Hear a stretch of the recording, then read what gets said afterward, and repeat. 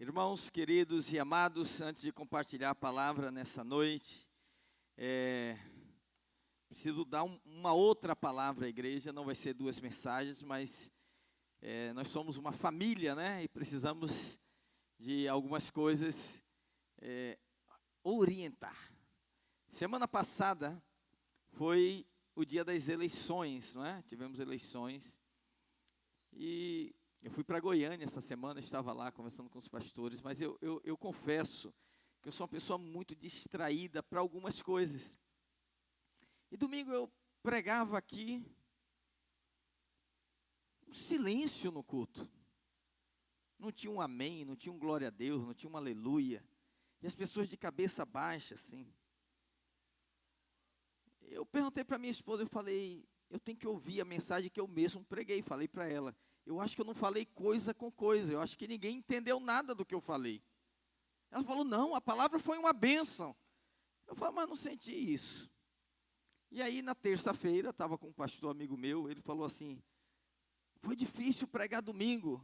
Eu falei, por quê? Ele, estava todo mundo de cabeça baixa acompanhando o resultado das eleições. Aí eu falei, deve ter sido isso. Tinha alguém aqui acompanhando o resultado das eleições durante a pregação? Eu não acredito nisso. Será que era isso, pastor Ricardo? Será que foi isso, pastor André, que aconteceu? E estava aquela... Mas o que mais me chocou, não foi isso. O que mais me chocou foi eu ouvir um irmão dizendo que o filho dele, de 7 anos de idade, chorou quando viu o resultado das eleições, que o Bolsonaro estava atrás e o Lula na frente. Eu falei, meu Deus, tem alguma coisa que não está certa. Porque uma criança de 7 anos não deveria nem estar preocupada com isso. Por que a criança está chorando? Porque o pai passou isso para ela. Mas se o pai está tão envolvido emocionalmente com isso, e se ele não tiver na mesma intensidade envolvido com o Senhor, com a palavra do Senhor, está desequilibrado isso, irmãos. Olha, eu vou falar uma coisa para vocês. Eu creio, todos nós como igreja, precisamos ter um posicionamento sim. E essa eleição não é uma eleição que você está escolhendo entre 2 candidatos. Você está escolhendo entre 2 pautas. Isso é verdade.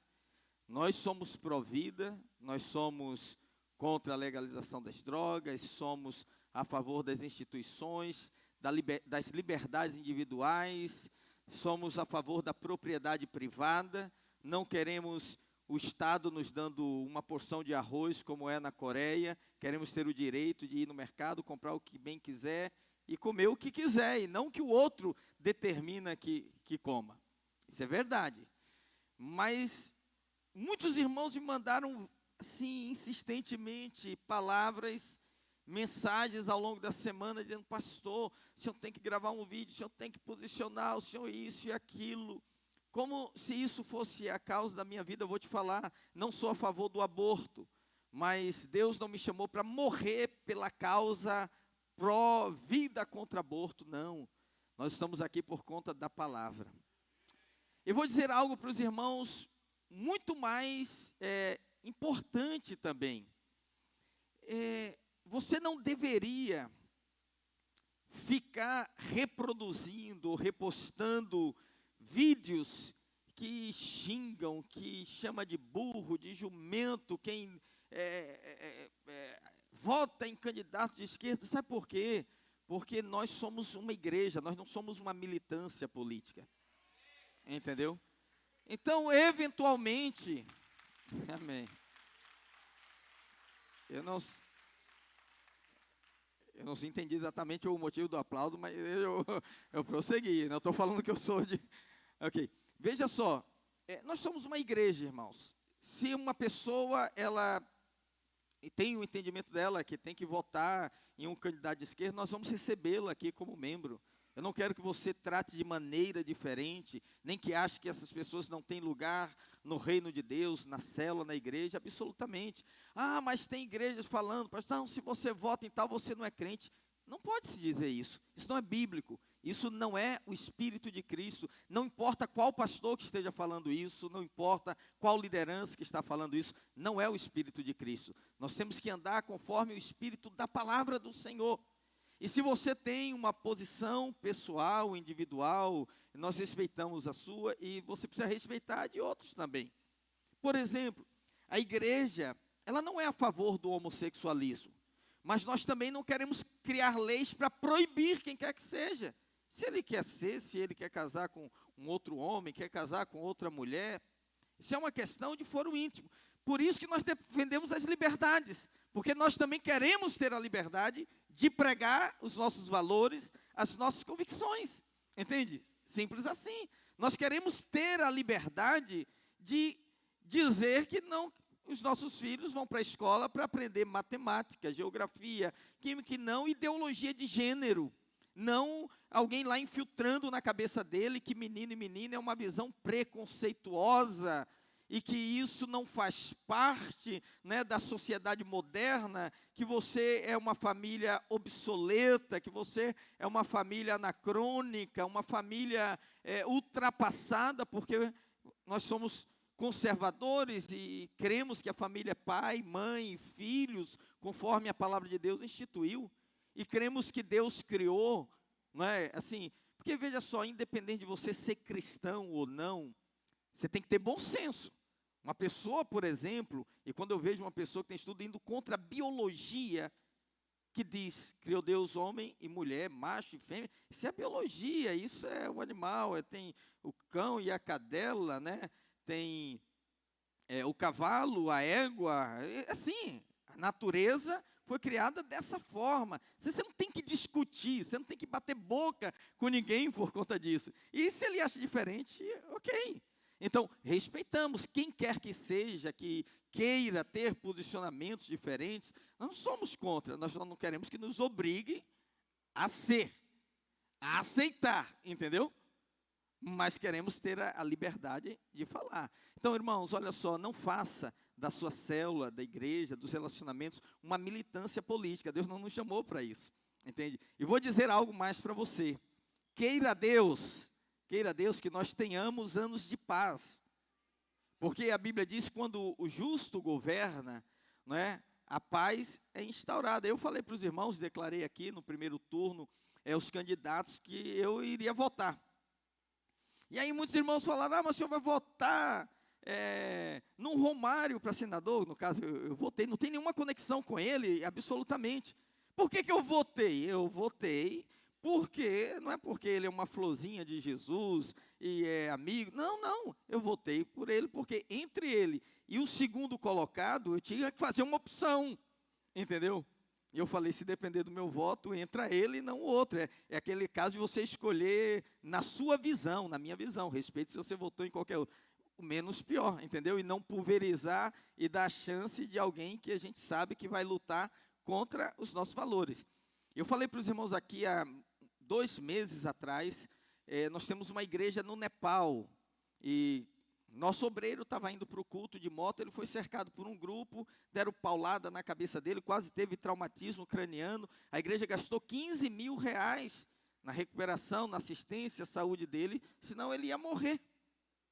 Você quer estar num país assim? Eu não quero, eu quero poder sair de casa, pregar, falar, poder fazer transmissão na internet. Hoje, na China, nenhuma igreja tem culto online, eu não falo Hong Kong não, que é uma cidade americanizada, mas no interior da China, muitos prédios de igreja foram confiscados. Não tem mais liberdade de pregar. Não, uma democracia entre aspas, entendeu? Então, eu não gostaria de deixar isso para os meus filhos. Estou lutando por isso. Então, naquilo que depende de mim.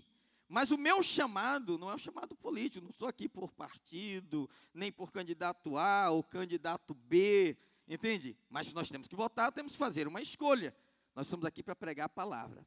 Que eu vou dizer, mesmo que não seja nesse tempo, em algum momento, num futuro bem próximo, aquilo que a gente não quer que aconteça, vai acontecer, para que as profecias bíblicas se cumpram e o mundo seja alinhado para o governo do anticristo. Isso vai acontecer, independente de você ou não.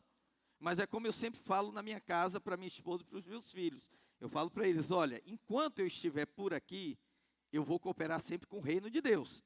Eu não vou facilitar. Eu não sou daquele que alguém diz assim, o mundo jaz no maligno, então vamos deixar. Não, se eu puder atrapalhar o diabo de trabalhar, eu vou atrapalhar. Entendeu o que estou falando? Mas eu sou capaz de conviver e aceitar uma pessoa que tem opinião diferente e que pensa diferente. Então, não entre nesse xingamento, não insulte ninguém. Até porque você não vai conquistar a voto de ninguém. Imagina se chamar, você é burro, você é um jumento, você é isso. Nem combina conosco. Nós somos filhos de Deus. Nós somos nobres. A nossa palavra é uma palavra abençoadora.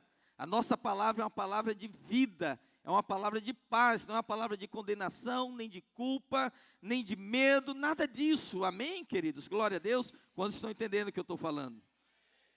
Agora, como cristãos, temos obrigação, que é um ensinamento bíblico, de orar por todas as autoridades constituídas, executivo, legislativo, judiciário. Qualquer pessoa, não precisa ser advogado, para saber que hoje há uma militância no judiciário do nosso país, não é? E é uma balança que pende para um lado só, não há um equilíbrio. É um tempo que a gente está vivendo, um tempo de muita obscuridade, não é? Embora se diga que a obscuridade seja o conservadorismo, mas não é, ao meu ver, não é. Entende? Então nós temos que orar. E se alguém que for eleito não for a nossa preferência, ainda assim vamos ter que orar. Vamos ter que abençoar. A Bíblia diz, orai pelas autoridades para que nós vivamos dias de paz. É o que eu quero, viver dias de paz. Que o caldo vai entornar em algum momento, vai. Mas eu espero não estar por aqui quando isso acontecer. Amém? Espero que seja bem lá. Eu ainda devo viver aí mais uns 60 anos, eu creio. Não é? Você pode viver quanto tempo você quiser. Está na Bíblia. Salmo 91, verso 16. Saciá-lo-ei com longevidade e lhe mostrarei a minha salvação. Longevidade é vida longa. O que é uma pessoa saciada? Você comeu e alguém te oferece e fala, não, eu não quero mais. Se você quiser, você só parte na hora que você dizer assim, Senhor, eu não quero mais. Tá bom. Alguém aqui já chegou nesse ponto? Não, ainda não? Não chegou nesse ponto, ok. Não está levantando a mão para dizer, não, eu não, né? É importante, irmão. Então você... Salmo 91 diz isso, saciá-lo-ei com longevidade. Fala, Senhor, eu quero permanecer aqui com saúde e com jovialidade, entende? Você sabe disso, que o Senhor renova você como a águia, você é renovado. Olha, minha esposa aqui, ninguém diz que ela tem 40 anos, né? Ninguém está fazendo aniversário, vai fazer essa semana, mas porque está sendo renovada pelo Senhor e eu também cuido bem, né, irmãos? Eu cuido bem. Mas assim, você é renovado, você pode passar 20 anos sem a mesma carinha, porque a graça de Deus nos renova. O que envelhece muito a pessoa rapidamente, sabe o que é? O mundo e o pecado. Estresse, não ter paz, condenação, culpa, envelhece muito, sabia? Você fica sem ver a pessoa durante 5 anos, 5 anos depois você encontra ela e fala, nossa, o que aconteceu com fulano? Fulano envelheceu 15 anos, e às vezes só passaram 5. O mundo faz isso, mas o Senhor te renova. E eu declaro que o Senhor vai te renovar. Você vai ser uma igreja jovial. E que Deus renove os nossos jovens também, amém? Que na hora que chamaram os jovens aqui, só vieram adultos renovados. Eu vi aqui na hora do louvor, entende? Amém? Vamos orar pela nossa nação, irmãos. Vamos orar. Queria chamar aqui minha querida esposa, que vai completar mais um ano essa semana. Dê um aplauso, irmãos, para ela aí. Em nome de Jesus. Cadê? Esse aqui? É assim. Amém. Vamos orar pela nossa nação. Aqui. Irmão, eu queria pedir para você mais uma vez, para você se colocar de pé, estender a sua mão e abençoar o que vai acontecer no dia 30 de outubro, no segundo turno dessas eleições. A Bíblia diz que um dia o povo estava cercado pelo exército de Senaqueribe, e o povo de Israel não tinha chance nenhuma, a nação não tinha chance nenhuma. E a Bíblia diz que naquela madrugada o Senhor levantou um anjo e Ele deu vitória. O livro de Daniel diz que o Senhor é aquele que levanta reis e abate reis. Deus não está sem o controle, Deus está no controle, amém? E nós vamos orar. Ah, pastor, se Deus está no controle, por que nós oramos? Porque a Bíblia nos manda orar. Pai nosso que estás nos céus, santificado seja o teu nome. Ele diz assim: venha a nós o teu reino. Nós temos que orar para que o reino de Deus venha. Ele vai vir, mas nós temos que orar para que ele venha, amém? Então nós vamos orar o Pai Nosso, depois nós vamos levantar uma intercessão pelo país, amém? 1, 2, 3. Pai nosso que estás nos céus, santificado seja o teu nome. Venha a nós o teu reino, seja feita a tua vontade, assim na terra como nos céus. O pão nosso de cada dia dai-nos hoje, e perdoa as nossas dívidas, assim como nós perdoamos aos nossos devedores, e não nos deixes cair em tentação, mas livra-nos do mal, porque teu é o reino, o poder e a glória para todo sempre. Amém, amém. Vamos levantar um clamor pelo dia 30, Pai, em nome de Jesus, como igreja, nós abençoamos, ó Deus, esse processo pelo qual passa o nosso país. Meu Deus, meu Senhor, nós temos um compromisso não apenas com os nossos dias, mas em deixar um legado para os nossos filhos, para a nossa geração, ó Pai. Pedimos em nome do Senhor Jesus, de norte a sul, de leste a oeste, move esse Brasil, Senhor, para que coloque no poder aquele, ó Deus, que vai dar consecução aos projetos do Senhor, à vontade do Senhor, aqueles que podem ser usados pelo Senhor, ó Pai, para que os teus planos se cumpram na nossa geração. Abençoamos o legislativo que foi eleito, abençoamos, ó Deus, o Senado, abençoamos, ó Deus, o judiciário do nosso país. Pedimos, ó Deus, que haja equidade, que haja verdade em nome de Jesus, e abençoamos as eleições do dia 30, Pai querido e amado. Move o coração de homens e mulheres, porque cada voto é um voto importante, Senhor. O Senhor não é neutro, nós também não somos neutros, e nós estamos aqui para decidir o futuro da nossa nação. E se depender de nós, Pai, nós queremos cooperar com o teu reino, com a tua palavra, com a tua igreja, com a tua obra, em o nome do Senhor Jesus, e que assim seja. Todos digam amém. Um aplauso ao Senhor, aleluia, glória a Deus, glória a Deus, amém, amém. Podem se assentar. Eu quero compartilhar uma palavra com você nessa noite, que tem por tema servir, alegria de servir ao Senhor, amém. Quantos estão alegres nessa noite aqui? Aleluia, glória a Deus, amém, amém, glória a Deus. Alegria de servir ao Senhor, é muito bom servir ao Senhor. Salmo número 100. Os Salmos, o livro de Salmos é o único livro da Bíblia que não é um livro capitulado. Você não diz assim, Salmo capítulo 1, Salmo capítulo 2, Salmo capítulo 20. Você apenas fala o numeral, Salmo 1, Salmo 2, Salmo 23, Salmo 90, Salmo 91. Então não é Salmo capítulo 100, é Salmo 100. O Salmo 100, no verso 2, diz assim: servi ao Senhor com alegria. Amém? Vamos repetir todos juntos? 1, 2, 3. Servi ao Senhor com alegria. Mais uma vez, servi ao Senhor com alegria. Pai querido e amado, em o nome do Senhor Jesus, oramos mais uma vez e pedimos: abre a tua palavra diante dos nossos olhos. Queremos enxergar além da letra o teu Espírito.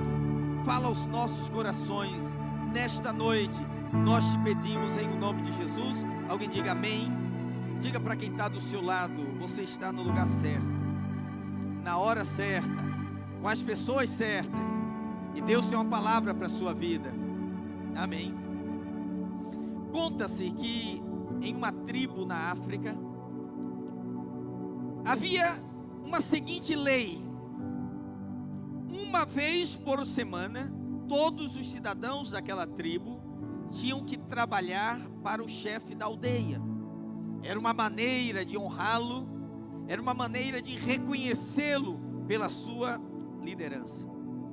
E certo dia, que não era esse dia de trabalhar, o chefe daquela tribo mandou uma mensagem a todos os moradores da aldeia, dizendo que viessem com seus cestos, porque ele queria que naquele dia todos fizessem uma colheita e trabalhassem na sua fazenda.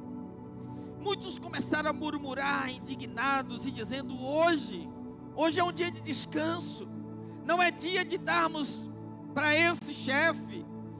Eu não gostaria de ir. E outros receberam também a mensagem e disseram assim: olha, se o chefe da aldeia nos chamou, é porque o trigo está maduro, e se não fizermos a colheita, vai se perder, então vamos. Mas querendo ou não, todos pegaram os seus cestos e foram para a fazenda fazer a colheita. Aqueles que estavam trabalhando alegres, eles foram colhendo, enchendo os cestos, e no final do dia estavam com seus cestos abarrotados. Aqueles que estavam chateados, indignados por aquele pedido, eles ficaram o dia todo murmurando, e eles também colheram, mas eles conseguiram no máximo encher o cesto até a metade dele. E quando chegou no final do dia, todos se dirigem ao aldeão para levar o trigo e depositar, derramar lá no celeiro. E quando o primeiro se aproximou, ele falou: não, hoje eu quero dar de presente para vocês essa colheita. Então cada um levará para sua casa aquilo que colheu. Aqueles que encheram o cesto, eles estavam felizes e disseram: olha como o chefe é generoso e como valeu tanto a pena estar aqui. E aqueles que colheram pouco, eles voltaram para as suas casas envergonhados, porque disseram: puxa vida, murmuramos o dia todo, colhemos pouco e agora vamos levar pouco. O prêmio deles foi pequeno. Veja que os que trabalharam com alegria foram grandemente recompensados, e os que trabalharam murmurando, descontentes, tiveram a recompensa também, mas foi pequena a sua recompensa. Irmãos, deixa eu dizer algo para você: a maneira como nós servimos ao Senhor fala da motivação do nosso coração. E a exortação do salmista Davi é a seguinte: quando você for servir ao Senhor, servir não murmurando, servir não reclamando, mas servir ao Senhor com alegria, porque se servirmos e não fizermos isso com alegria, significa que a nossa motivação pode não estar correta. A maneira como servimos revela a motivação do nosso coração. E quais são as possíveis motivações para servir ao Senhor, que não são motivações ruins, mas muitas vezes são limitadas. Por exemplo, há pessoas que servem ao Senhor por responsabilidade. Você falar: pastor, isso é uma coisa boa. Concordo com você, claro, nós estamos num mundo em que há tantas pessoas irresponsáveis. Eu digo irresponsáveis no sentido de, sim, marcam, não vão, se comprometem, não fazem, falam, mas o que elas falam tem validade de tampa de iogurte, 7 dias, não falei, mas não é mais isso não. E gente que muda toda hora, e você fica inseguro, Então, de fato, é muito bom quando você encontra uma pessoa muito responsável. Você até aplaude e fala: olha, fulano é uma pessoa de caráter. Porque essas pessoas são aquelas que dizem assim: olha, se eu me comprometer e disser que vou fazer, eu vou fazer. E de fato você fica descansado. Você fala: ó, fulano falou, fique em paz, vai acontecer, porque é uma pessoa responsável. Então o que tem de negativo nisso, pastor? O que tem de negativo é que toda pessoa que é muito responsável, ela também tem uma grande preocupação com a sua reputação. Então qual é a preocupação dela? Eu não vou deixar furo, eu não vou deixar ninguém dizer que eu não fui, que eu não compareci, não é verdade? Então elas não querem jamais serem vistas como irresponsáveis. E aí qual é a conclusão delas? Elas dizem assim, ó, é melhor não se comprometer do que se comprometer e não fazer. Você já ouviu pessoas muito de caráter que falam isso? Mas isso não pode se aplicar à obra de Deus, porque na obra de Deus é melhor você se comprometer e fazer. Não é o melhor não se comprometer para não fazer. Mas obviamente que há pessoas que pensam assim, não é? O problema é que elas muitas vezes, sabe, elas não assumem responsabilidades porque não querem deixar furo.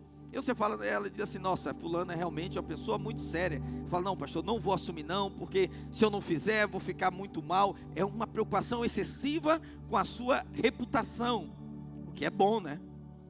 Qual é o segundo problema? O segundo problema é que se a pessoa, ela não for consagrada à obra de Deus, ela vai ser responsável com muitas coisas, mas ela vai ter pouco tempo para a obra de Deus. Então há pessoas que dizem assim, olha pastor, por exemplo, só um exemplo, não é o caso de ninguém aqui, tá? Até porque você está hoje aqui, dizem, olha, eu faltei ao culto, pastor, porque eu tenho um amigo que eu tenho uma consideração muito grande por ele e eu não podia deixar de ir, que ele me chamou. Quer dizer, você vê que a consideração dele é muito maior por esse amigo do que pela obra de Deus. Pastor, olha, eu realmente queria, mas eu não posso assumir porque eu tenho um cachorro, assim, já ouvi a pessoa falar isso, e eu não posso deixar meu cachorro sozinho porque ele fica depressivo. Nada contra os animais, irmãos, tá? Mas veja só, há pessoas que têm um compromisso com o cachorro, com o gato, com a calopsita, com seja lá o que for, entendeu? É a vida dela. É um compromisso familiar, é um compromisso no trabalho, ela consegue se comprometer com muitas coisas, mas porque não é consagrada, você sabe o que é consagração? Vou falar isso na próxima semana, a diferença entre consagração e santidade, não são as mesmas coisas. Como ela não é consagrada à obra, muitas vezes ela não assume compromisso.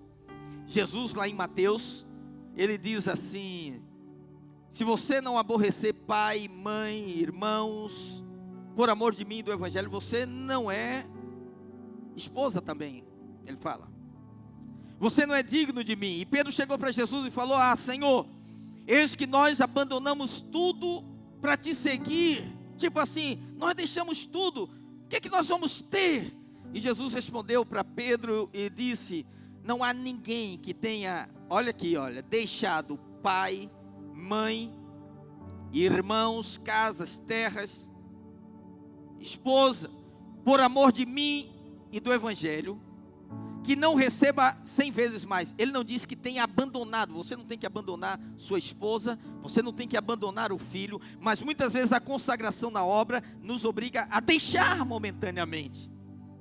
Então, por causa da obra, eu já tive que viajar numa época que um dos meus filhos, ou que já aconteceu com todos eles e com a minha esposa, estarem fazendo aniversário.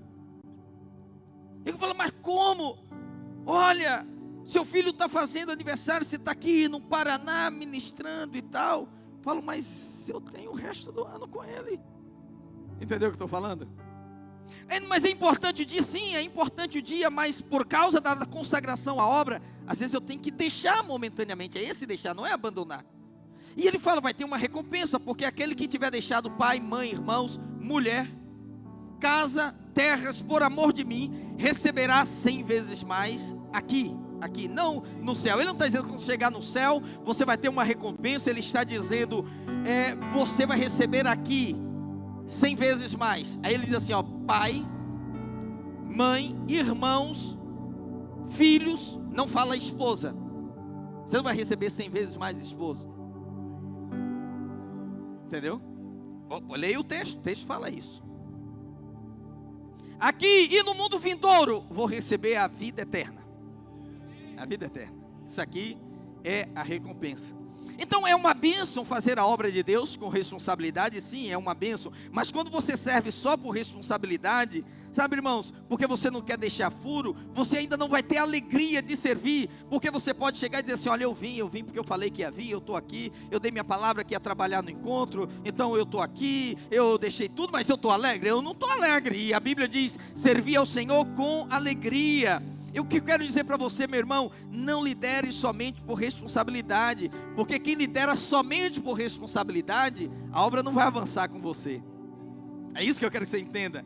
Não congregue por obrigação, porque não haverá prazer. Eu estou aqui, hoje é que dia? É domingo, é dia do culto. Ai meu Deus, eu tenho que ir. Hoje é o que? A célula, já é a célula, meu Deus do céu. Não, tem que haver alegria no que você faz. Senão não vale a pena, é muito ruim quando você faz algo por se sentir obrigado, onde não há prazer envolvido, porque essa é a forma de servir a Deus baseado na lei, e você não está mais debaixo da lei, você agora vive pelo Espírito da vida e pela graça do Senhor. A lei eu faço para ser aceito, na graça eu faço porque eu fui aceito. Na lei eu faço para ser amado, na graça eu faço porque sou amado. É diferente, é diferente. Então eu declaro, meu irmão, que você não está mais na lei, amém? Eu declaro que você é esse homem do Salmo 100, essa mulher do Salmo 100, que está aqui servindo ao Senhor com alegria. Você está alegre de estar aqui hoje, amém? Porque eu só estou começando a palavra. Posso falar algo para os irmãos? Eu tenho muito prazer de estar aqui todo domingo com os irmãos.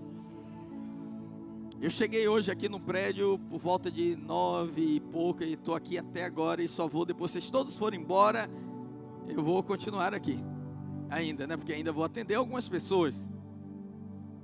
Pastor, mas o senhor não está cansado? Se eu não servir a Deus aqui, eu vou servir aonde, irmãos? Eu não sou como o pessoal do louvor, eles vão cantar aqui, vão cantar na eternidade, mas eu não vou pregar lá, só posso pregar aqui. Segundo, você pode servir ao Senhor por encargo.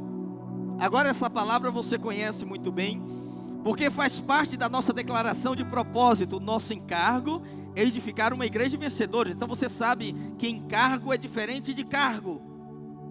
O responsável, ele serve porque ele tem um cargo, porque ele tem uma função, porque ele recebeu um título e ele diz: eu vou cumprir isso aqui. Mas o encargo não, o encargo você não tem função, você não tem título, mas você faz. É diferente. Você não precisa de um crachá, ministro da intercessão, para interceder. Entendeu?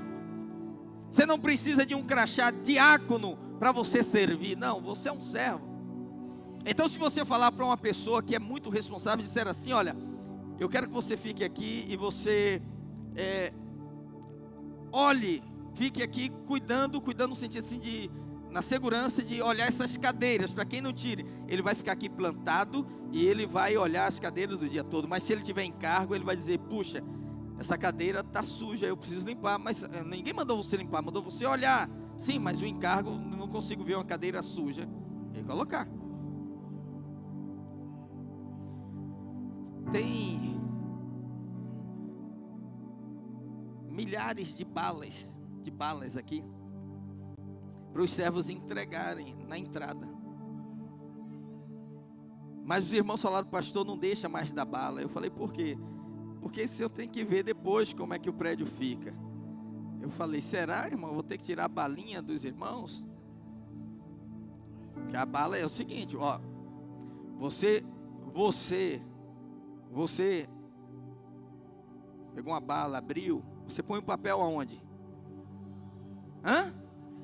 No seu bolso, na sua bolsa. Na cadeira não, né? Nas estrelinhas da cadeira ali. O irmão falou: pastor, deu muito trabalho no culto amarelo de tirar, entendeu?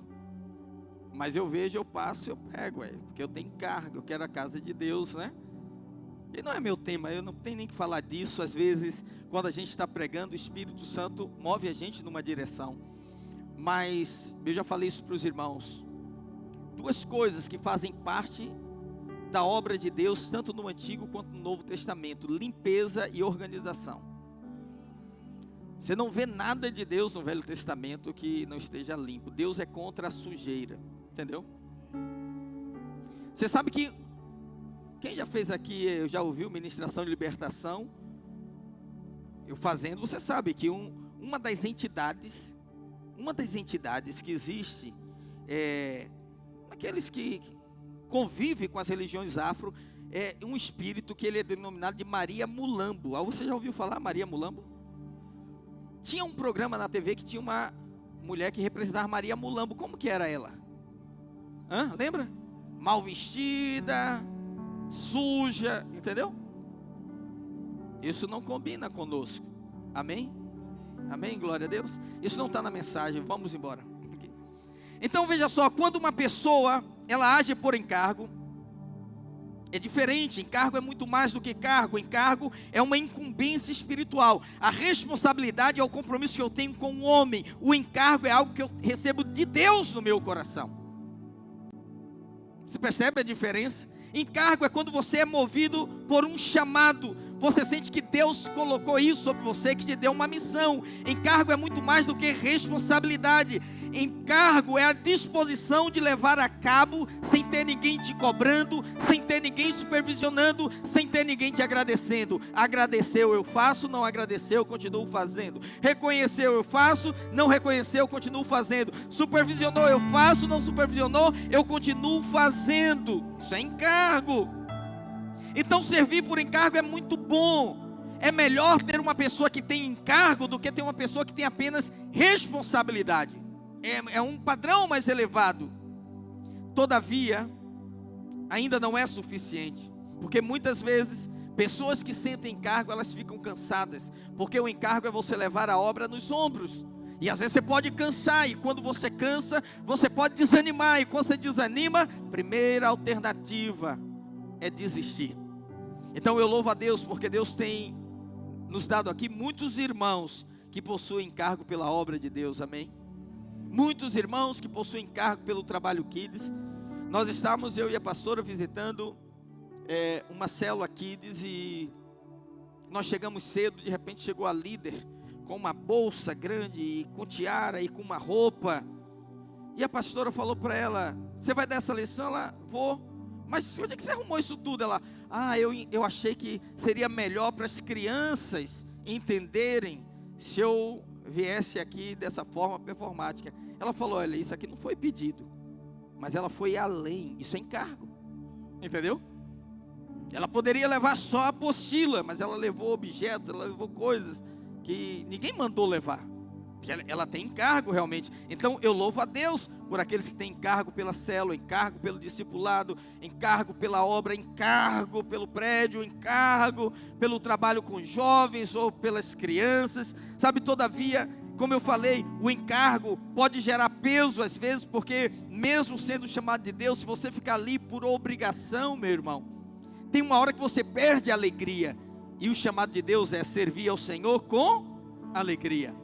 Então agora vem a pergunta de $1 milhão: pastor, se fazer por obrigação não é bom, e fazer por encargo não é suficiente, qual é a forma de servir ao Senhor para que tenhamos plena alegria? A forma de servir a Deus para que tenhamos plena alegria é servir por amor. É mais do que responsabilidade, é mais do que o encargo, é amor. É o combustível que nos move. E na palavra de Deus tem uma figura muito boa, que é a figura do sumo sacerdote, porque no capítulo 39 de Êxodo, Deus manda Moisés fazer as vestes sacerdotais, e ele diz: coloca uma série de aparatos nessas vestes, e entre esses adereços haviam as ombreiras, 2 ombreiras, uma em cada ombro do sacerdote. Cada ombreira tinha 6 pedras preciosas, em cada pedra preciosa o nome de uma das tribos de Israel, 6 aqui e 6 aqui. Mas Deus diz assim: faça também um peitoral, e no peitoral 12 pedras. Então a totalidade das nações de Israel, cada pedra com o nome de uma das tribos, totalizando toda a nação de Israel. E Deus estava dizendo para o sumo sacerdote: a maneira de você levar a obra, você tem que levar no ombro e também no coração. Quem leva no coração vai levar facilmente no ombro, mas quem leva só no ombro, em algum momento ele pode cansar. Vocês imaginam que quando o povo estava para tomar posse da terra prometida, a Bíblia diz que o Jordão amanheceu transbordando, não era época de transbordar o Jordão. Eles estavam uma noite anterior esperando para atravessar, e Josué falou com o povo: amanhã nós vamos entrar na terra prometida, vocês vão receber a terra de vocês, e vocês vão pisar na terra que mana leite e mel. O povo estava uma expectativa muito grande. Uau, amanhã 40 anos caminhamos pelo deserto, esperamos, amanhã atravessamos, estamos do outro lado. E o povo dormiu alegre, acordou cedo. Só que quando eles acordaram, os israelitas acordaram, e eles olham o Jordão, a Bíblia diz que o Jordão transbordava. Houve um degelo lá em cima, e veio como uma tsunami. Era impossível atravessar com velhos, com homens, com mulheres, com crianças, com gado. E o povo desesperou, falou: nossa, ontem estava tão fácil, hoje é impossível. Deus então falou para Josué: ordena aos sacerdotes que tomem a arca da aliança. Agora a arca da aliança representa Cristo Jesus, que deve ser levado por nós. E os sumos sacerdotes tomaram a arca, era pesada. E Deus falou: há de ser que quando o sacerdote pisar a planta do pé na água do Jordão, ele se abrirá. Porque com Deus você tem que caminhar em fé. Nunca é assim: Deus faz e eu entro. Não, você entra e Deus faz. Você põe o pé, Deus põe o chão. É assim. Você se lança, Ele te segura. A fé age antes. Meu filho tem uma música dele que ele diz assim: eu sou da fé, eu não sou repórter, alguma coisa assim. Ele diz assim: quem fala na fé fala antes, repórter fala depois, entendeu? Você tem muitos repórteres que depois que acontece falam: não, eu sabia que ia acontecer, Deus ia fazer, mas só depois. Os da fé falam antes. Tendo, porém, o mesmo espírito da fé, como está escrito: criei, por isso falei. Nós cremos, por isso também falamos. Então nós falamos antes, porque nós cremos. E os sacerdotes pisam. Olha o que acontece: quando eles pisam na água, o rio Jordão se abre, as águas se detêm lá em cima, que elas escorrem, e fica tudo seco. E a Bíblia diz que 4 sacerdotes sustentam uma arca no meio do Jordão, até que todo o povo passe. Mas não eram 20, não eram 30, 120 pessoas, eram 3 milhões de pessoas passando. Demorou muito tempo. Eles estavam ali sustentando a arca, eles não saíram, porque a arca ali era a certeza de que o povo passaria a pés enxutos. Na obra de Deus, Deus levanta pessoas que vão sustentar a arca, para que outros sejam abençoados. Alguns vêm antes preparam, e outros vêm depois, pegam tudo pronto e apenas desfrutam. E é assim que Deus faz, amém? Então Deus chamou alguns aqui para isso, e você não deve reclamar, porque esse é o seu chamado. Então o sacerdote tinha que levar ali, mas Deus falou: vocês têm que levar a nação também aqui, no peitoral. O peitoral está perto do coração, você tem que levar perto do coração. Encargo é levar nos ombros, amor é levar no coração. O pastor leva a ovelha no coração, se necessário ele carrega nos ombros. O discipulador leva o discípulo no coração, se necessário ele carrega nos ombros. O líder leva o liderado no coração, assim que é a nossa liderança. E se precisar, ele carrega também, literalmente, entende? Encargo e amor. Oh, irmãos, nós temos que aprender com a palavra de Deus. Temos que levar uns aos outros no coração. Isso se aplica a tudo na nossa vida. Mas eu queria fazer 3 aplicações nessa noite. Primeiro, precisamos de amor para congregar. Primeira coisa. Você que está online nos assistindo aí, eu louvo a Deus pela sua vida, porque às vezes, impossibilitado de estar, você não perde o culto. Mas ouça o que eu vou te dizer: o culto, ele tem que ser de corpo presente. Romanos capítulo 12, verso 1 diz: rogo-vos, pois, irmãos, que apresenteis os vossos corpos como um culto, como um sacrifício, sacro ofício de cultuar a Deus, um culto racional. Então, Amém, que você nos acompanhe online, mas assim que você puder, esteja conosco, porque nada se compara a esse ambiente. Na sua casa você se distrai, você olha para o lado, mas aqui não, aqui você sente a presença do Senhor movendo no corpo, a vida que flui no corpo. Então, quando você vem para o culto, você apresenta o seu corpo. Rogo-vos, pois, irmãos, que apresenteis os vossos corpos como sacrifício vivo. Às vezes não é fácil, às vezes envolve sacrifício. Você vem de longe, você tem que se arrumar, você tem que pegar um Uber, você tem que tirar o carro da garagem, você tem que pegar uma van, um transporte coletivo. Você está fazendo um sacrifício, mas você está fazendo isso para apresentar o seu corpo ao Senhor, no culto que Ele espera de você. Amém, glória a Deus. O online é bom, mas ele não resolve tudo. Por exemplo, alguém come pizza online aqui? Não. Você pode ver no computador, né? Mas na hora de comer você diz, eu tenho que ir lá na pizzaria. Sim ou não? É? Se você vem ao culto apenas para cumprir uma obrigação religiosa, o Senhor não pode aceitar esse culto. Ah, eu vim porque se eu não fosse... Não, esquece isso. Fica em casa. Não.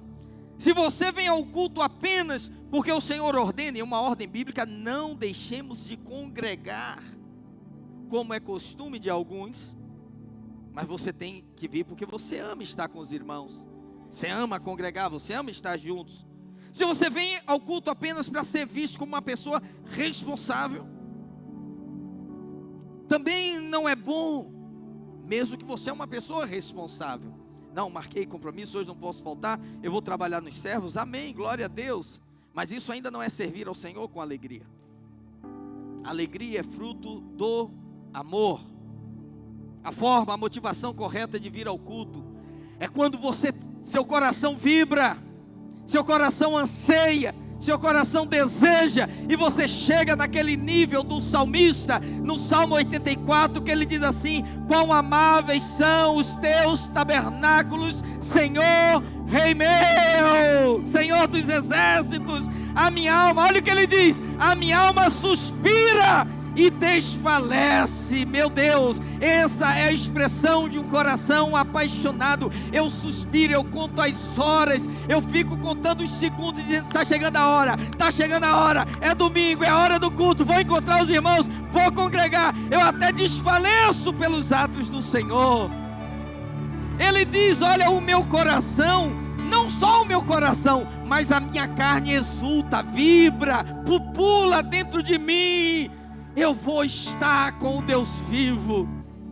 Aí no verso 3 ele faz algo assim que é como uma flecha no nosso coração. Ele diz assim: o pardal encontrou casa, a andorinha ninho para si. Eu encontrei os teus altares, Senhor, Deus meu e Rei meu. Aleluia, glória a Deus.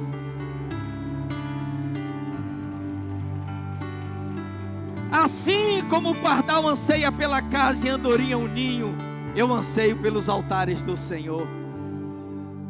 Irmão, você só sente alegria quando você pode cantar assim: meu prazer é viver na casa de Deus. Você sente isso?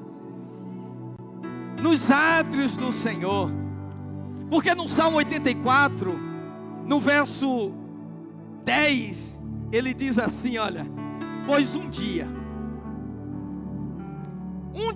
nos teus átrios vale mais que 1000. Eu prefiro estar lá do lado de fora, nos átrios, na porta da casa do meu Deus, a permanecer nas tendas da iniquidade, da perversidade. Eu prefiro chegar aqui e ficar cuidando do estacionamento do que estar no show do Safadão. Eu prefiro ficar ali olhando os carros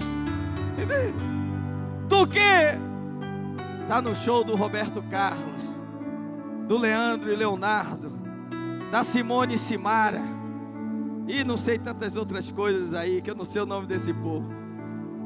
Quantos preferem isso? Aleluia. Amém, queridos? Você consegue sair de casa dizendo assim, ó: alegrei-me quando me disseram, vamos Vamos à casa do Senhor. Dê um aplauso ao Senhor. Aleluia. Glória a Deus. Glória a Deus. Pode se assentar. É isso que é o amor. Movidos pelo amor. O mesmo salmista que escreveu o Salmo 84, escreveu também o Salmo 23. E no verso 6 ele diz assim: certamente, verdadeiramente, é certo que a bondade e a misericórdia do Senhor me seguirão todos os dias da minha vida. E o resultado, qual é o resultado? E habitarei na casa do Senhor por longos dias, pela eternidade, para todo sempre. Congregar hoje é um treinamento para que você possa habitar para sempre. Se você não consegue congregar hoje 2 horas, você não vai conseguir ficar a eternidade. Eu tenho que te falar isso. Você não vai conseguir ficar a eternidade. Hoje é o nosso treinamento. Por isso que quando eu pulo da cama eu digo, alegrei-me quando me disseram hoje, uau, vamos à casa do Senhor, aleluia, aleluia, glória a Deus. Glória a Deus. Eu sei que você tem essa alegria. Você não é como aquele rapaz que acordou um dia, domingo de manhã, e a mãe dele falou para ele: filho, levanta, levanta, está na hora de você ir para o culto. E ele virou o travesseiro de lá e falou: eu não vou. Como assim não vai? Eu vou preparar um todinho para você. E você levanta, põe a roupa, vai para o culto, você tem que ir. Ele fala: eu não aguento mais, estou por aqui de igreja, mãe. Não, você vai, você tem que ir. Aí ele vira, ainda no cobertor, e fala: por quê? Me dá 3 razões para que eu possa ir no culto hoje. Ela falou: primeira razão, você já tem mais de 40 anos. Segunda razão, você está com a chave do prédio. Terceiro, você é o pastor da igreja.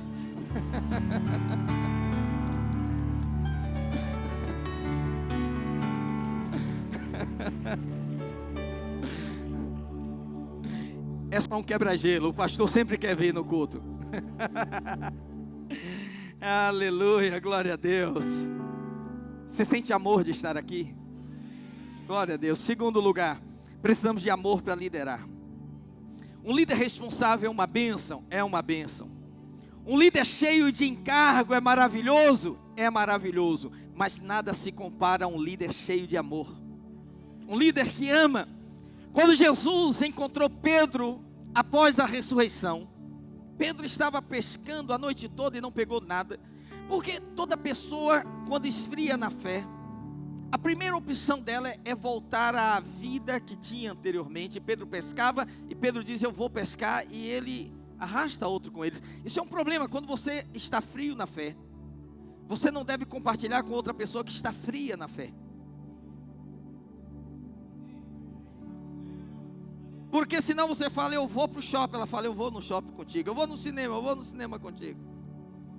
Ele falou: eu vou pescar, nós vamos contigo. E ficaram a noite toda, mas não pegaram nenhum peixinho. Jesus chegou pela manhã, fez aquele milagre, a pesca maravilhosa.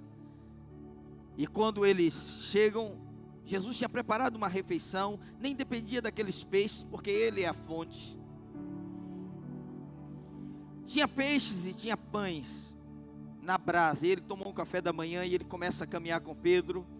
E ele fala: Pedro, tu me amas? Tu me amas, Pedro? Foi uma ministração de Jesus, uma pergunta que ele faz 3 vezes, porque Pedro tinha negado Jesus 3 vezes, e agora ele vai receber a restauração completa. João capítulo 21, verso 15 diz: depois de comerem, Jesus perguntou a Simão Pedro: Simão, filho de João, você me ama mais do que a estes, os demais discípulos que estavam lá? Disse ele: sim, Senhor, tu sabes que te amo. Disse Jesus: cuide dos meus cordeiros. A prioridade de Jesus são os cordeiros. Quem são os cordeiros? As crianças. Aqueles que trabalham com crianças terão um galardão maior, acredite. Essa é a prioridade do Senhor. O cordeiro é o filho da ovelha. Novamente Jesus disse: Simão, filho de João, você me ama? Verso 17. Ele respondeu: sim, Senhor, tu sabes que te amo. Disse Jesus: pastorei as minhas ovelhas. Pela terceira vez ele lhe disse: Simão, filho de João, você me ama? Pedro ficou magoado por Jesus lhe ter perguntado pela terceira vez: você me ama? E aí a Bíblia diz assim, disse: Senhor, tu sabes todas as coisas e sabes que te amo. Disse Jesus: cuide das minhas ovelhas. Não existe amor sem serviço, irmão. Você não tem como amar o cabeça e desprezar o corpo. Você não tem como amar o pastor e desprezar o rebanho desse pastor. Você tem que pastorear. Nós só podemos liderar de fato com alegria quando o nosso coração está cheio de amor. E eu declaro em nome do Senhor Jesus que você é esse líder cheio de amor. Você é essa líder cheia de amor. Tem encargo, é responsável, mas tem amor no coração. Você sente alegria de ir para a célula, sente alegria de participar dos discipulados, sente alegria em reunir com os irmãos. Encargo é carregar a obra nos ombros. Amor é carregá-la no coração. E o Senhor nos chamou para isso, amém? 2 ombreiras e um peitoral, amém? Você congrega por amor, você lidera por amor. Tem uma terceira coisa que só faz sentido se for por amor. Precisamos de amor para contribuir. Alguém diga aleluia, amém? Responda com sinceridade, eu vou te fazer uma pergunta. E esse não é um momento de oferta, mas você tem que receber a palavra de Deus e pedir: Senhor, abre os meus olhos, eu quero ter revelação no Espírito. Eu vou te fazer uma pergunta: qual é a verdadeira razão pela qual você entrega, devolve, como você queira fazer, os seus dízimos ao Senhor? Você devolve os dízimos que já são do Senhor. Se você é uma pessoa que dá o dízimo com medo: eu vou dar, porque senão Deus vai pesar a minha mão, não adianta, eu não dou, meu filho adoece, eu não dou, meu carro quebra, eu não dou, o devorador vem e tal, quem não dá para Deus, dá para a farmácia. Se você dá com essa motivação, você não vai ter colheita nenhuma. Você está ofendendo a Deus. Porque Deus não é um pai abusivo. Deus não é um pai que está com, um chicote aqui na mão, dizendo: então, estou esperando, se você errar agora, eu vou te castigar. Você vai dar ou não vai? Não, não. Ninguém tem que se sentir ameaçado, nem obrigado, porque essa oferta não vai te dar nenhum tipo de colheita. Mas se você é uma pessoa também que você dizima, você traz a sua oferta, fazendo uma barganha com Deus: pastor, estou trazendo aqui, eu estou precisando realmente de uma bênção e preciso que Deus libere ao Senhor. O Senhor está vendo, eu sou fiel. Ontem, sexta-feira, estava voltando de Volta Redonda, e aí a gente estava no carro lá e botamos numa rádio evangélica, e eram várias pregações na madrugada, as mais distintas possíveis. E tinha um pregador pregando, ele falando assim: 34 anos, eu sempre fui fiel ao Senhor nos mínimos detalhes. Eu falei: opa! Eita, quem é esse? Quem é esse? Eu falei: meu Deus, justiça própria revestida de merecimento, né? Se você dá o dízimo para cumprir a lei, você não vai ver resultado das suas contribuições. E eu falo aqui da lei porque alguém fala: mas o dízimo da lei, a gente não dá dízimo por causa da lei, irmão. A gente não dá por causa de Moisés, a gente dá por causa de Melquisedeque, que é o sacerdócio de Cristo, que é eterno. Mas não é sobre isso que eu quero falar com você. É o amor. Quando você faz por amor, você vai colher bênçãos. Então a motivação correta para contribuir não é a barganha. Embora nós saibamos que Malaquias 3:10, a promessa é para o dizimista. O não dizimista não vai ter a promessa de Malaquias 3:10. Ele diz: trazei todos os dízimos à casa do tesouro, para que haja mantimento na minha casa. Você tem que ter essa alegria de chegar aqui e dizer: uau, está tudo funcionando, está acendendo, está ok, isso aí é a igreja, a casa do Senhor está sendo mantida. Se houver mantimento na casa do Senhor, vai haver mantimento na sua casa, amém?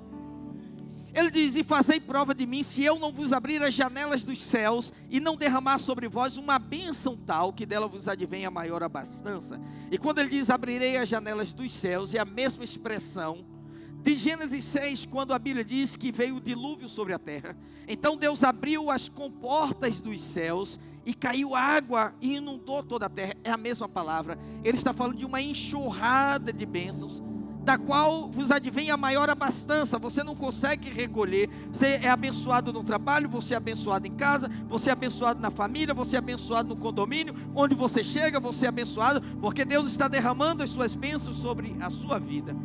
Mesmo assim, você não deveria fazer por barganha, entende?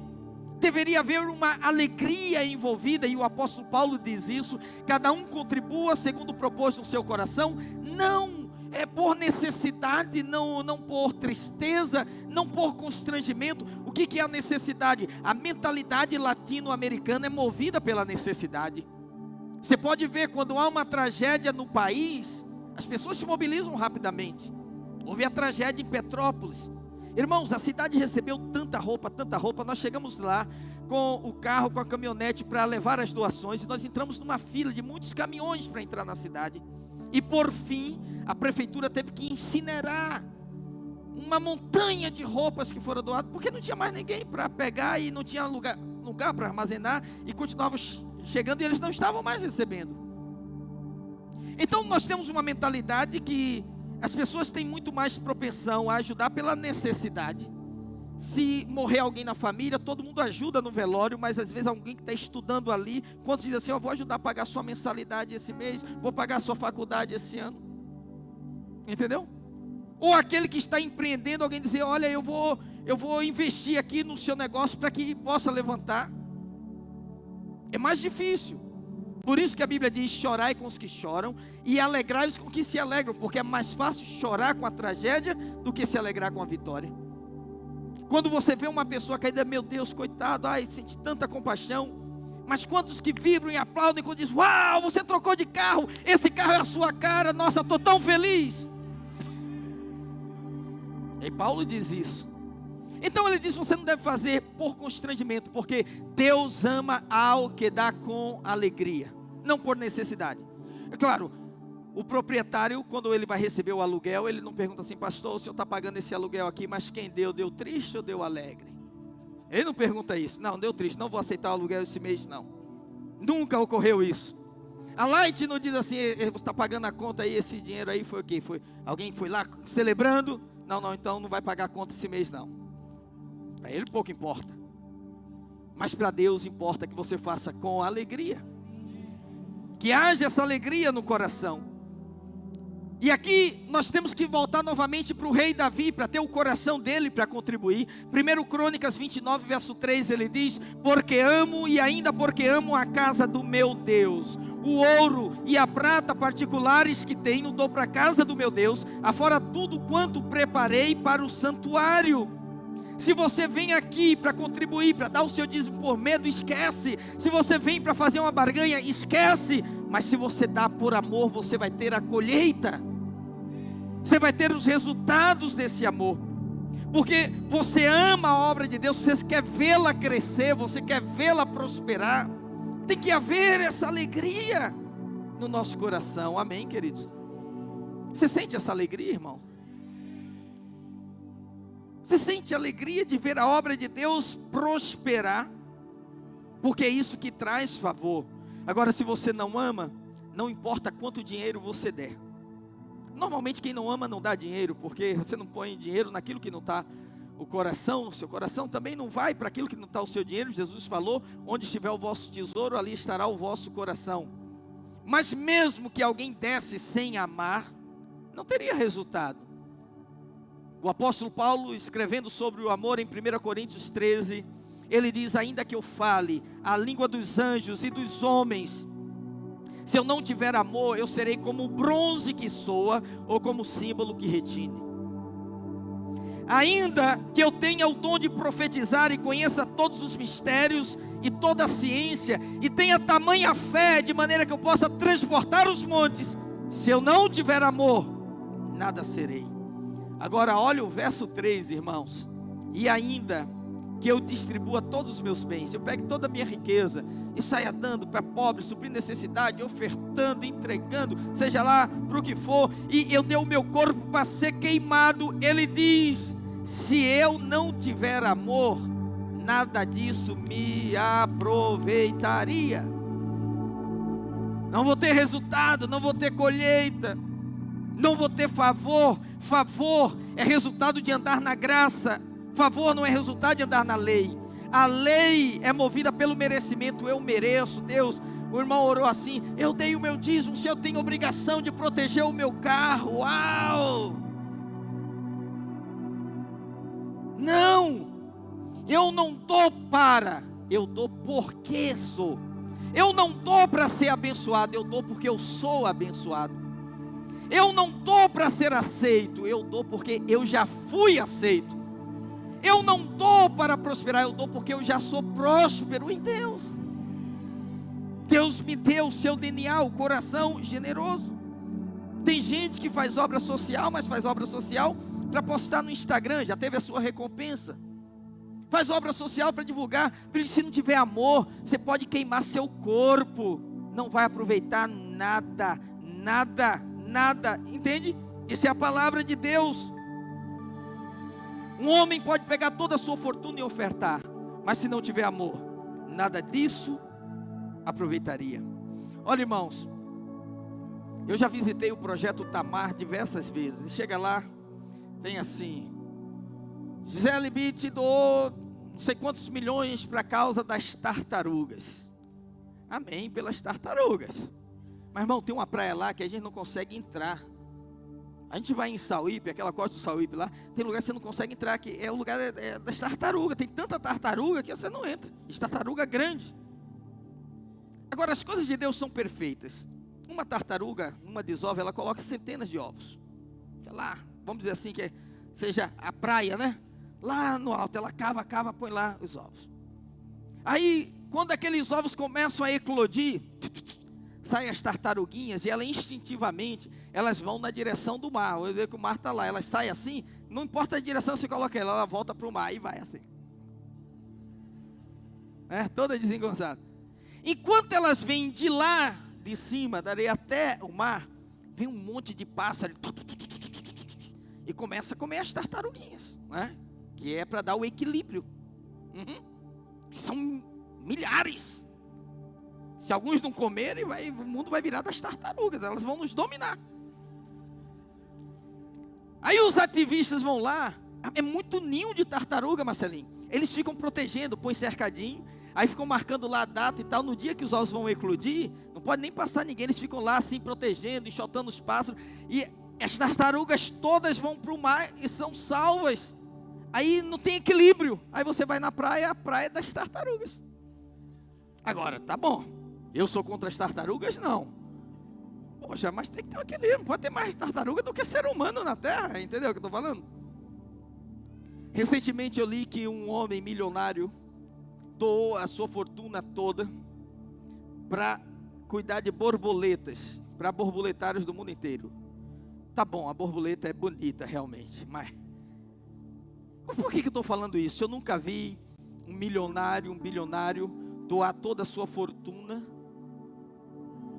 para missões, para abrir igreja, para sustentar obreiros. E essas coisas têm valor eterno. Entende o que eu estou falando, irmãos?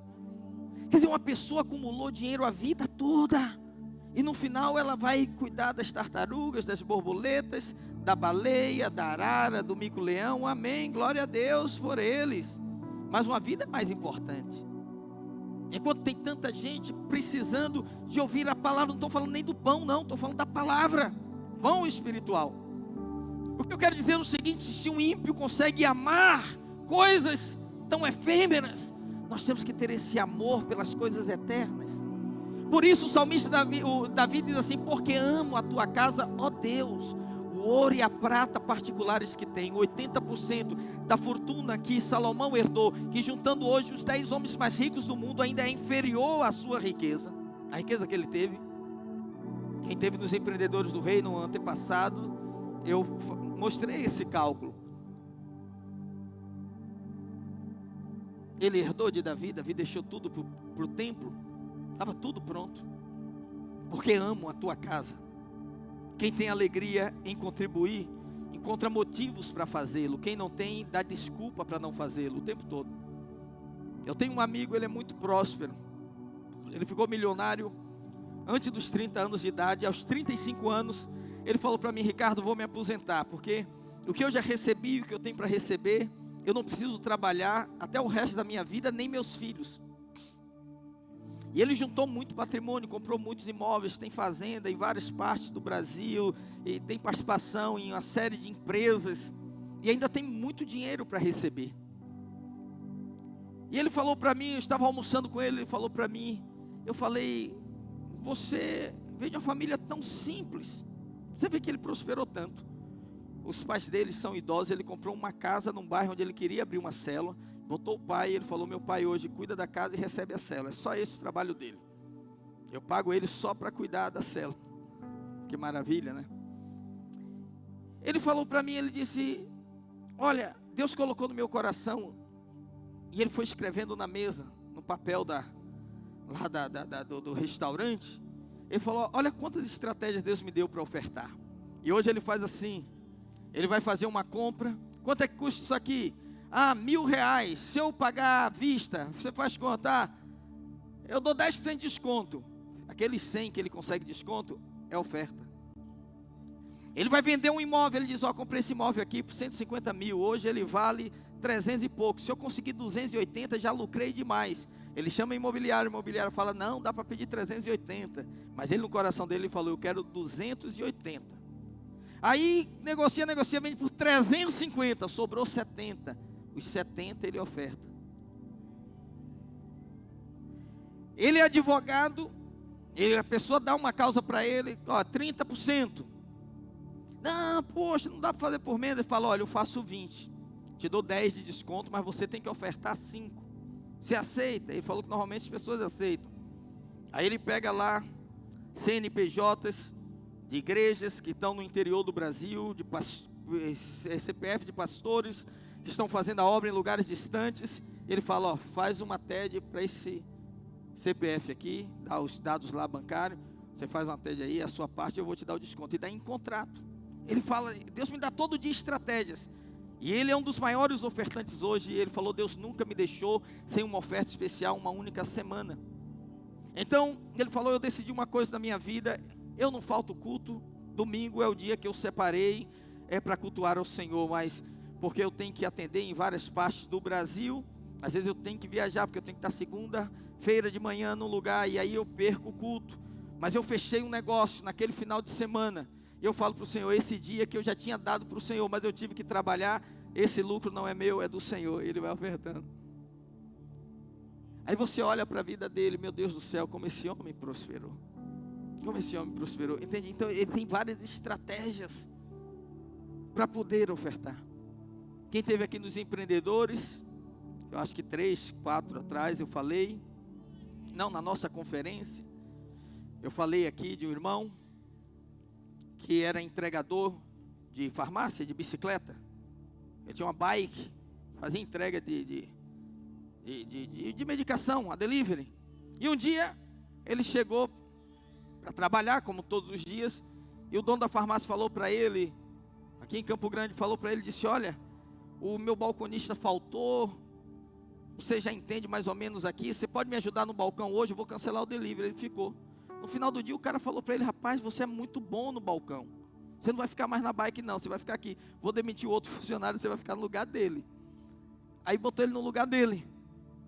Aí ele, desenvolvendo daquele jeito, o camarada falou para ele: rapaz, você vai ficar gerenciando a farmácia. Ele falou: nunca fui gerente de nada, eu era entregador de bike, não tem curso de administração, nada. O cara falou: você vai gerenciar essa farmácia, eu vou abrir outra farmácia, você fica nessa e eu vou para a nova que eu vou abrir. E deixou ele à frente.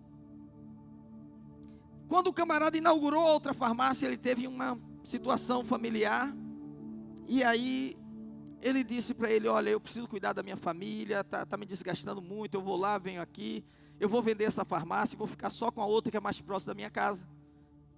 Eu vou vender essa farmácia para você. Ele falou: mas eu não tenho como comprar. Ele falou: não, você com o próprio trabalho você vai me pagar. passou a farmácia para ele, fez um contrato, ele foi pagando com o trabalho. Ele se tornou dono da farmácia.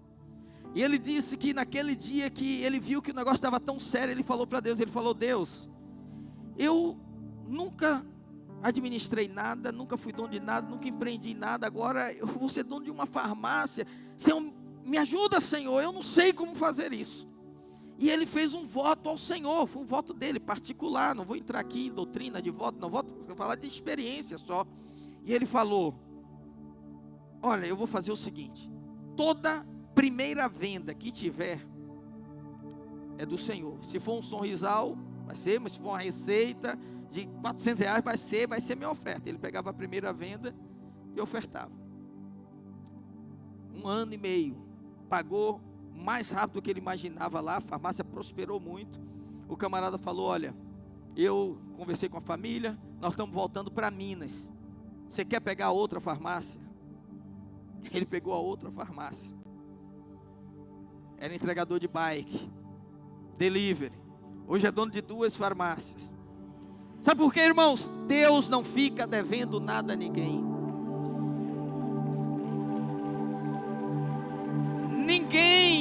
Ninguém ganha Deus no dar. Quem primeiro deu a Ele para que possa ser recompensado. Nós não podemos dar nada ao Senhor se dele antes não recebermos. Agora, o que move o nosso coração? O amor, porque Paulo diz: olha, se você pegar toda a sua fortuna e der e não tiver amor, nada disso aproveitaria. Irmão, quem ama dá com liberalidade, quem ama procura motivos para ofertar, quem ama sente prazer em contribuir.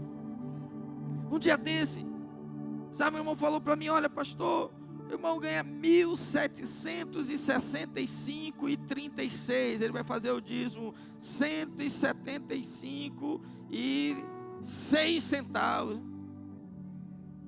Tá certo? Eu falei: irmão, tá certo, mas quem ama não faz conta.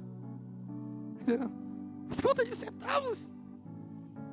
O que muda se você arredondar R$1? Não muda nada, mas o seu coração fala muito. Entendeu? Pastor, o senhor está me condenando por fazer certinho? Não, absolutamente, fique em paz, fique em paz. Eu estou falando aqui do coração que ama, querido.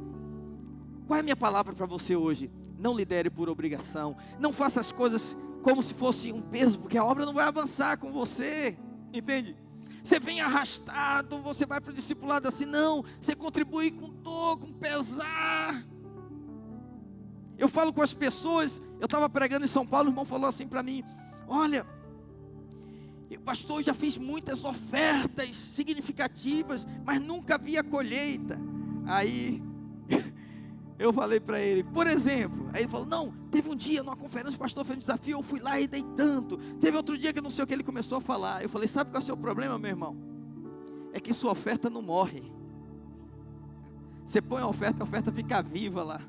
Você se diz, você tem um relacionamento com ela. Entendeu? Mais ou menos isso. Eu falei: deixa a oferta morrer, meu irmão. Você botou no altar, esquece. Deixa ela morrer, segue a sua vida. A Bíblia diz que maior é aquele que está em nós, irmãos. Muito mais Deus tem para te dar. Deus não fica devendo nada a ninguém. No tempo certo vai vir a sua recompensa. Amém? Quantos creem isso? Sabe qual é o resultado quando você serve por amor? Quando você serve por amor, o resultado é alegria. Quando você congrega por amor, o resultado é alegria. Quando você contribui por amor, o resultado é alegria. Se você contribui e sai triste, I'm sorry, não é isso que Deus quer. Deus não quer isso, eu não quero isso, você também não quer isso. Resolve isso hoje então. Fique em paz, entendeu? Ah, pastor, se não der, meu irmão, faz o que você quiser, pelo amor de Deus. Mas se você quer realmente ter alegria, entenda o que eu vou te falar. Existe uma obra a ser feita, existe uma missão a ser cumprida, e todos nós estamos direto ou indiretamente conectados com essa obra. A motivação com a qual fazemos vai determinar os resultados na nossa vida. Eu sei que de alguma forma você está aqui hoje, você está envolvido nessa obra, mas Deus não quer que sejamos apenas pessoas responsáveis, pessoas que têm um encargo, isso já é muito bom, mas que possa haver amor. Eu digo para você, eu estou aqui, eu amo a obra do Senhor, eu amo estar com os irmãos, não é isso que me cansa. Hoje uma pessoa falou para mim: pastor, eu te vi, o senhor estava em Goiânia, e aí no outro dia o senhor já estava aqui, o senhor está tão bem. Eu falo: irmã, cansaço físico, você deita, acorda e você está bem no outro dia. Cansaço da alma não. Você dorme e acorda cansado. E graças a Deus o Senhor tem nos renovado. O nosso maior desafio é amar a obra de Deus, é servir por amor, é congregar por amor, é contribuir por amor. Quantos amam a obra? Fica de pé em nome do Senhor Jesus. Aleluia, glória a Deus. E vamos desfrutar dessa alegria de servir ao Senhor. Como diz o Salmo, servir ao Senhor com alegria.